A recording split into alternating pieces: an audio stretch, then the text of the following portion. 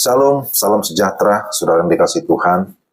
Kita akan membaca dan merenungkan firman Tuhan, mari kita berdoa. Kami datang kepadamu ya Tuhan memohon hikmat dan pengertian, sehingga kami dapat memahami firman-Mu dengan benar. Dalam nama Yesus. Amin. Pembacaan firman Tuhan dari Ulangan 17 ayat 19. Itulah yang harus ada di sampingnya, dan haruslah ia membacanya seumur hidupnya, untuk belajar takut akan Tuhan Allahnya dan berpegang pada segala isi hukum dan ketetapan ini untuk dilakukannya. Demikian Ulangan 17 ayat 19. Tema kita, hidup dalam firman.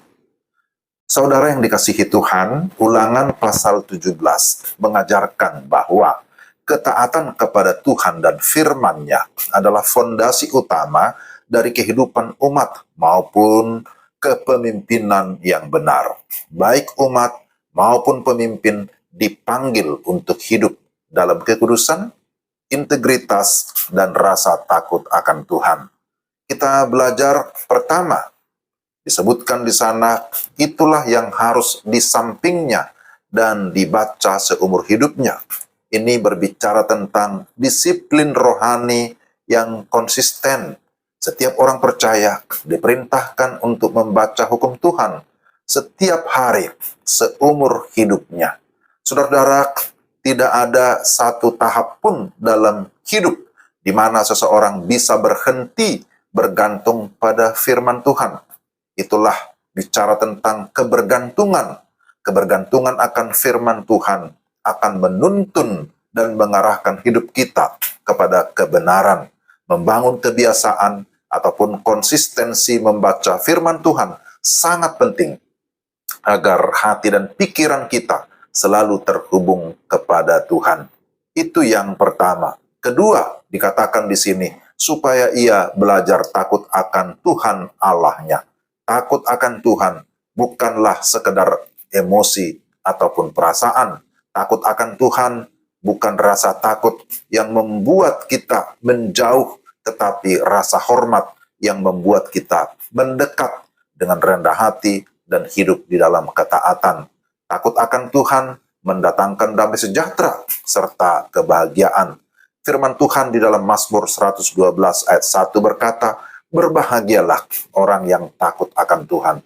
Takut akan Tuhan berarti menundukkan segala pikiran, perasaan, dan kehendak kita kepada pimpinan Tuhan. Yang ketiga, berpegang pada hukum dan ketetapan Tuhan.